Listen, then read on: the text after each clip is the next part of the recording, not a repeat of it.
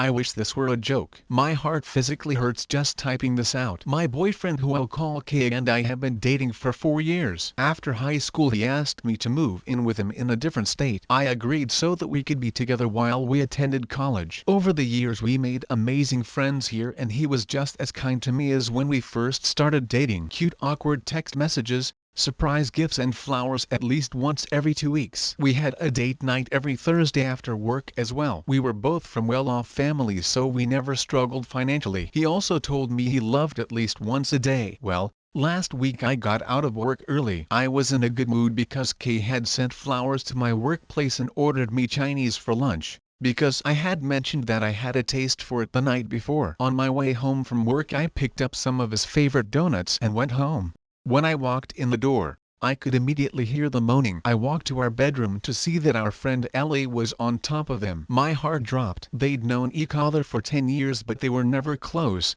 or so I thought. They didn't notice me until I dropped the donuts. In shock, they quickly covered themselves up, and Kay got up to try and explain the situation to me, but I wasn't hearing any of it. I packed a bag and left to my friend's house. I've been here for the last week trying to rationalize everything. Has been calling me and texting me, telling me he loves me and that he doesn't know why he did this. Has been asking me to come back. Where did I go wrong? Was I not satisfying him enough? I just don't understand why he would do this to me. I have no idea what to do moving forward.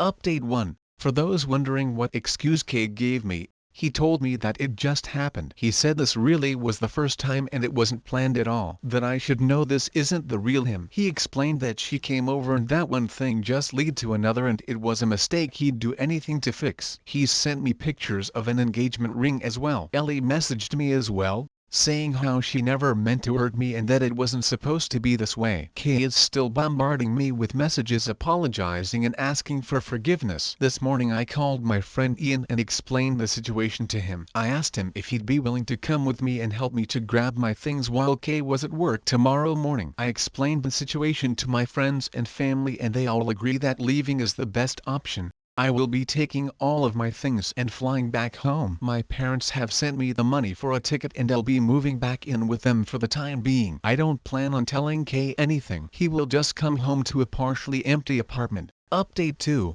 As planned, my friend Ian and I went back to the apartment in the morning when I knew Kay would not be there, to pack my things. It took about 3 hours in total to pack all of my things with Ian's help. We packed my things into our cars, then went to have them shipped back to my parents' house. To be honest, I'm still completely heartbroken. I feel as if I just lost half of my heart. I really did think he was going to be the man I would marry. So it was very scary when I got on my phone to look at the security cameras and Kay was throwing things around and acting like I'd never seen before. He'd always been very level-headed, at least to my knowledge. He called me at least 100 times, but I am not going to answer. I decided to block both him and Ellie. I'll be on my flight back to my parents tomorrow morning.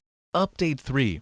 A lot of crazy things happened after I got to my parents. As I was getting settled in, it turns out that a mutual friend of ours told Kay what I was doing and he thought it would be a good idea to come to me in person to beg for forgiveness. To be honest, I almost had a moment of weakness until it became apparent that he didn't come alone. He brought Ellie with him. He said it was because he figured with her also guaranteeing that it would not happen again, I would believe him and go back to him. Ellie also decided this was the best time to admit that she was pregnant and that Kay might be the father. Kay said that even if he was the father, he would only be there for the baby, that his heart would only belong to me. I was furious and heart was broken all over again. This also made it very apparent it was indeed not the first time, because Kay would not leave. My younger brother 18M also came out and started calling Kay and Ellie all sorts of things and it led to a physical altercation. My little brother punched him in the face and thankfully Kay took that as a sign to leave. This is all such a huge mess. I don't want to see Kay or Ellie anymore. I don't want to hear the excuses. My heart feels like it's been ripped apart. They can have each other for all I care.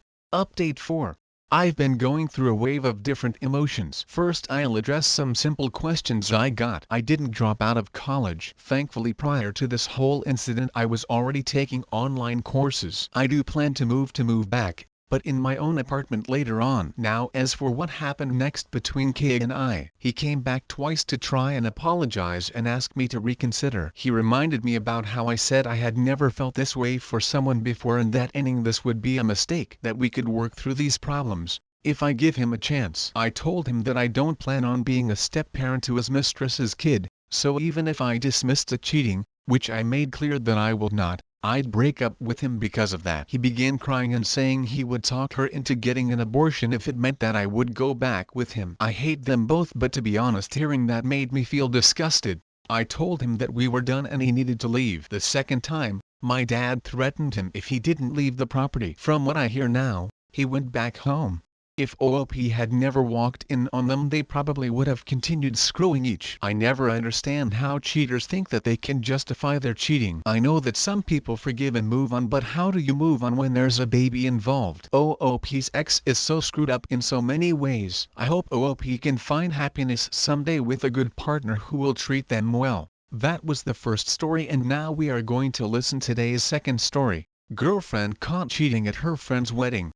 So I, 31, met my girlfriend Karen, 29, 5 years ago after she left her abusive boyfriend and moved back in with her parents and her small child. She dropped out of college when he got her pregnant her senior year, and he cheated and was physically abusive until she finally left him. We got introduced by one of her sorority sisters, Angie, who married a friend of mine, Dave. We connected and dated for a few months, and she and her son Bobby ended up moving in with me. The first few years were great. I got her to go back and finish her degree, and my dad got her a job where he works. About a year and a half ago, Karen reunited with some of her sorority sisters and they started having a girls' night out every other Saturday, and she was also having drinks after work with some of her co-workers occasionally, and when I said something about it she got defensive and we started arguing about it. Angie told her husband Dave that Karen was flirting a lot when they were out, to the point it started to bother her, and Dave gave me a heads up about it. So on one of their girls' night I showed up at the bar and saw her flirting and letting a guy put his hands on her.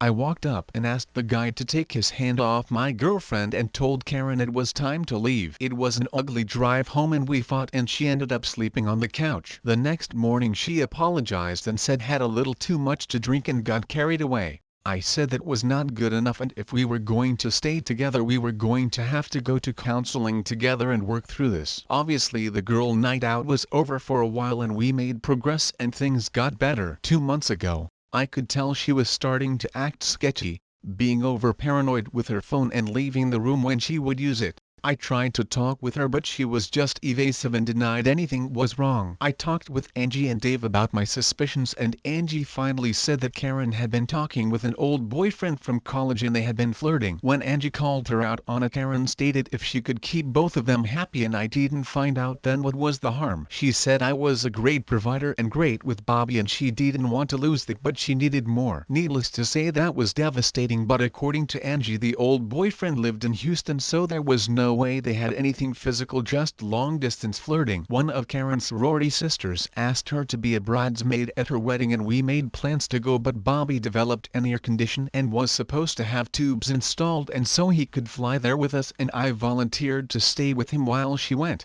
It was a 3-day event with rehearsal, dinner, bachelorette party, shower and the event day itself. After the rehearsal dinner, Dave called and said Karen's old boyfriend had showed up and the two hanging out and being very indiscreet. He sent me a couple of photos including a short video of them making out at the hotel. I called Karen's father and asked if he could watch Bobby so I could drive down for the wedding, and I dropped Bobby off on the way out of town. It was a very long 6-hour drive and I finally got there late that evening. I got to her room and could hear laughing inside and I knocked on the door. After the third knock, Karen opened the door in her robe and I walked in to find a guy naked in her bed. I introduced myself and advised him he should leave quickly. I turned and saw that Karen was undressed under the robe and asked her to explain herself. She got mad and then made excuses and then accusations. I finally said enough. I told her we were through. I said I was leaving and if she decided to come back she could get her things and get out of my life. As I walked back into the hall there were a dozen or so people there including Angie. We had never closed the door to the room, and as loud as we got I sure we put on a pretty good show. I drove back and got home about the time the sun came up and crashed hard. The next morning I started boxing up all her clothes, but when I came to her lingerie drawer with all the sexy stuff we had bought, I threw all that into a different box along with her party and club wear and sent it off to Goodwill. A couple of days later, when her flight got back, she called me from the airport, but her number was still blocked, so she had to Uber home. When she walked in, there were over a dozen boxes sitting in the living room with all of her and Bobby's stuff ready to go. I told her Bobby was at her parent house and she could call her dad and have him help haul the rest of her stuff to his house or wherever she planned on staying. She tried to talk her way out of it, but I was not listening to her stories. She tried to load her suitcases in the car, but her key fob would not work. I told her both cars were in my name, and if she tried to take one of them I would report it as stolen. Her dad finally showed up and I gave him the short story on why we were breaking up. He didn't say a lot, but we shook hands before he left. All that was a week ago. Dave and Angie have cut contact with Karen. Evidently our drama spilled over the next day at the ceremony and overshadowed the wedding. Karen reached out and we talked a couple of times, but I said there was no way back for us. Even so, she refuses to give up on us. Right now I just have this hollow feeling inside. I eat, go to work, and come home and try to sleep. I'm not mad anymore, just numb, maybe a little sad and confused on what to do next. Edit. For clarification, the guy at the wedding was not her ex-Bobby dad, just a guy she dated in college. She was actually in a very physically abusive relationship with Bobby dad, that included a couple of ER visits. The last one, Angie was the one that drove her to the hospital. So that was no hearsay. The cheating I have no proof, nor does Angie, just Karen's story. OP. Karen's statement about you being a good provider and great with her son and she didn't want to lose that, etc. is one of the coldest, nastiest things I've read someone say about their partner. It's so uncaring and calculating. It's a truly rotten way to regard someone. In a way, you're lucky she revealed this so openly so you could understand what she's really like. There's no other way to look at this. You have her open statement of what she thinks of you. And if it weren't you, it would be some other guy she'd use. She's a user. Thanks for listening everyone. If you enjoyed today's story, make sure to give this video a thumbs up and subscribe to Reddit Zone to never miss a future upload.